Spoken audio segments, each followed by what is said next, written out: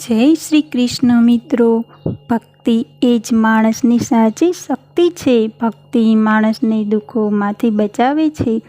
ભક્તિ માણસને સાચી દિશા પણ બતાવે છે અને સાચા રસ્તા ઉપર ચાલવાવાળો માણસ આનંદમય જીવન વિતાવે છે।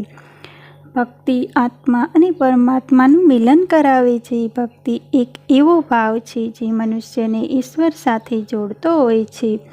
ભક્તિ દ્વારા મનુષ્ય પોતાના મનને શાંત અને સ્થિર કરી શકે છે। ભક્તિના અનેક પ્રકારો છે, જેમ કે શ્રવણ ભક્તિ, કીર્તન ભક્તિ, સ્મરણ ભક્તિ, અર્ચન ભક્તિ, વંદન ભક્તિ અને દાસ્ય ભક્તિ। શ્રવણ ભક્તિ એટલે કે ઈશ્વરની કથા, લીલા અને મહિમાને શ્રદ્ધાપૂર્વક સાંભળવી। કીર્તન ભક્તિ એટલે કે ઈશ્વરના ગુણોનું ગાન કરવું અને ભજન કીર્તન દ્વારા ભક્તિ વ્યક્ત કરવી। સ્મરણ ભક્તિ એટલે કે હંમેશા ઈશ્વરનું સ્મરણ કરવું અને તેમના નામનો જાપ કરવો।